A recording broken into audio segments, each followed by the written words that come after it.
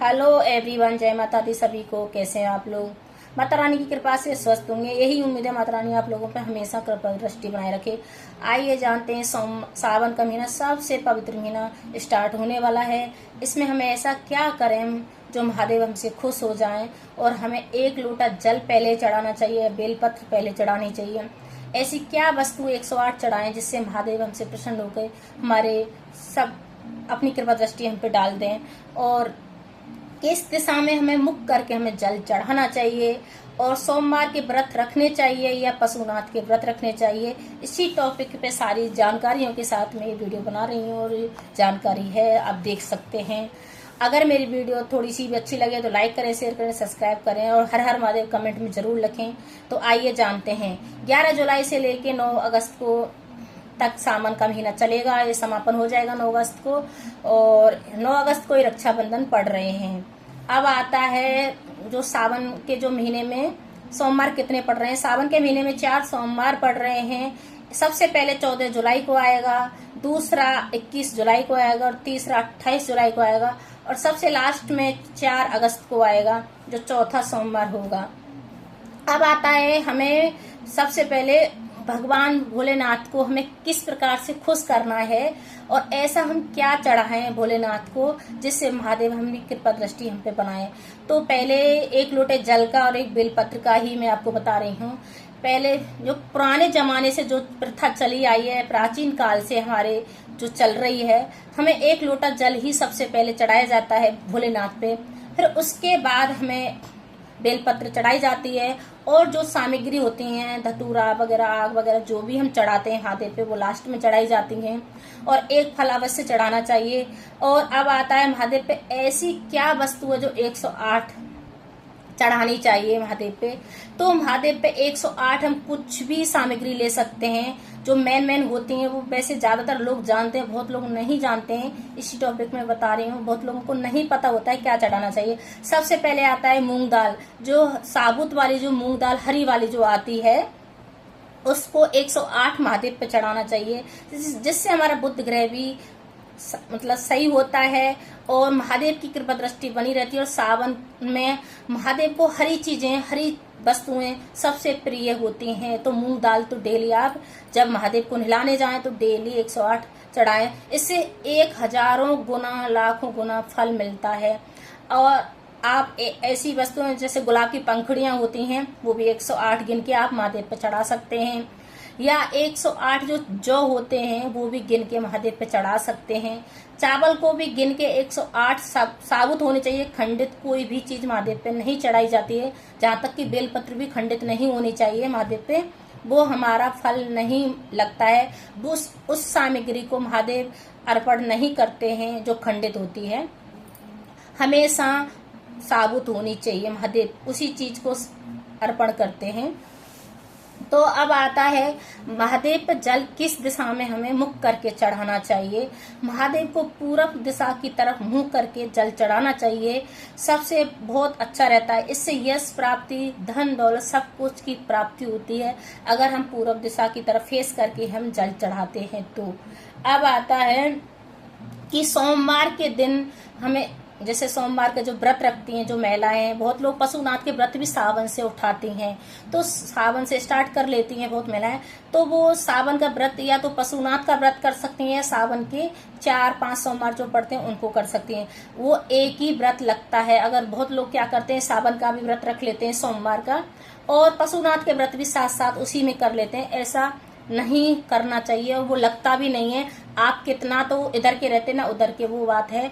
आप कितनी भी मेहनत कर लें उसका फल नहीं मिलेगा आपको, क्योंकि व्रत आप 2 कर रहे हैं। क्योंकि जो संकल्प लेके हम जो व्रत रखते हैं वो वही लगता है, और पशुनाथ का जो व्रत करते हैं वो बहुत अच्छे तरीके से किया जाता है, तभी उसकी संपूर्ण हमको इच्छाओं की पूर्ति होती है। जब हम भोलेनाथ से पशुनाथ का जो व्रत करते हैं, जो हम संकल्प लेके हम 5 व्रत का संकल्प लेते हैं, तो वो अलग होता है। अब कभी भी मतलब एक ही व्रत में 2 व्रत नहीं करने चाहिए, वो व्रत नहीं लगता है आपका। तो ये भी मेरी सबसे महत्वपूर्ण जानकारी थी, क्योंकि लोग बहुत ऐसा करते हैं। अब आता है कि सबसे मेन होता है, जैसे बहुत लोग क्या करते हैं कि जो भोलेनाथ होते हैं उनको रिझाने के लिए हमें ऐसी क्या करनी चाहिए। तो वहाँ पे हमें सावन के महीने में भोलेनाथ को जल पूजा सामग्री पूरे सामान करना है, और वहाँ पे चालीसा, सिर्फ चालीसा जो आती है उसको जरूर पढ़ना चाहिए, आरती करनी चाहिए, और शाम को भी हमें पूजा करनी चाहिए भोलेनाथ की। जो सावन का नियम लेते हैं, डेली जो 1 मंथ का नियम लेंगे महीने का, तो वो डेली दोनों टाइम पूजा कर सकते हैं, और डेली पूजा करनी भी चाहिए दोनों टाइम शाम को, अगर हमने सावन के महीने का संकल्प लिया है। बहुत लोग इसमें अनाज भी छोड़ देते हैं, 1 टाइम का खाना खा लेते हैं, बहुत लोग प्याज लहसुन को भी छोड़ देते हैं, बहुत लोग मतलब नंगे पैर रहते हैं सावन के महीने, बिल्कुल भी कुछ भी नहीं पहनते हैं, और जैसे महादेव की सेवा में अपना मन तन सब अर्पण करते हैं। बहुत ऐसी ऐसी चीजें हैं जो मतलब त्याग देते हैं, लहसुन प्याज को भी त्याग देते हैं। सावन के महीने में बैंगन और ये प्याज है, मूली है, पालक वगैरह सब ऐसी चीजों को नहीं खाना चाहिए, जिससे ये क्या भोलेनाथ की कृपा हम पे ना बने। तो ये मतलब, और दाल है, मसूर की दाल है, ऐसी चीजें नहीं खानी चाहिए। अब आता है कि भोलेनाथ को हमें और किस प्रकार से प्रसन्न करना है, और भोलेनाथ के साथ साथ हमें माता पार्वती को भी खुश करना है, तो किस प्रकार से करना है। तो जब हम भोलेनाथ की सेवा करते हैं, तो जो सोमवार हमारा 14 जुलाई को पड़ेगा, सबसे फर्स्ट पड़ेगा, तो ग्रीन कलर की चूड़ियां और माता को कुछ श्रृंगार की सामग्री लेके माता पार्वती को चढ़ा दें, अर्पण कर दें, और कुछ उसमें प्रसाद रूप में अपने लिए हरी कलर की चूड़ियां खुद पहन लें। अगर हरे कलर के साथ में कुछ कलर और भी लगाना चाहते हैं आप लोग, तो ग्रीन और येलो कलर की चूड़ियां भी लगा सकते हैं। माता पार्वती आपको अखंड सौभाग्य का आशीर्वाद देती हैं अगर माता पार्वती को आप कुछ सामग्री सुहाग की चढ़ाते हैं तो। और हरी चूड़ियां जरूर चढ़ानी चाहिए माता पार्वती को। कुछ मेहंदी भी चढ़ाते हैं, 5 सामग्री कोई भी ले सकते हैं, या 16 श्रृंगार की चीजें भी चढ़ाई जाती हैं। तो सबसे पहले 14 जुलाई को चढ़ा सकते हैं। अगर 14 जुलाई को नहीं चढ़ा सकते हैं, बहुत लोगों के बीच में कुछ ना कुछ हो जाता है, तो वो लास्ट में पड़ रहा है या तो उसमें, या बीच में कभी भी चढ़ा सकते हैं। पूरे सावन के महीने में आप कर सकते हैं। और सबसे मेन होता है, जो महिला घर की होती है वो सज धज के रहती है, उससे भी माता पार्वती बहुत खुश होती है। अगर हम महादेव के मंदिर में हम जा रहे हैं, तो कभी भी बिना सिंदूर बिंदी के कभी भी नहीं जाएं मंदिर में। कभी भी बाल धुल के और खोल के ना जाएं। सोमवार के दिन बालों को नहीं धुलें, 1 दिन पहले ही धुल लें। संडे के दिन बालों को धुल लें, शैम्पू कर लें। दूसरे दिन अगर हम फ्रेश होने के बाद थोड़ा पानी सर से ही नहा सकते हैं, शैम्पू नहीं करना चाहिए। और उस दिन सोमवार के दिन कभी भी सर नहीं धुलना चाहिए। बहुत लोग बोलते हैं सोमवार के दिन मतलब सर को धुलना अच्छा रहता है, नहीं रहता, बिल्कुल भी नहीं रहता। ये अपने पति पे भार होता है और अपने घर की लक्ष्मी जाती है। कभी भी सर को सोमवार के दिन नहीं धुलना चाहिए। संडे के दिन धुलना है, शैम्पू नहीं करना है। अगर सोमवार के दिन पानी से डाल के ही सर धुल के मंदिर जाएं। कभी भी मंदिर जाते टाइम बालों को खुला करके नहीं जाना चाहिए आपको, हमेशा कुछ क्लेजर वगैरह लगा के जाएं। और महादेव के सामने कभी भी सर खुला होके पूजा ना करें, सर ढक के ही पूजा की जाती है।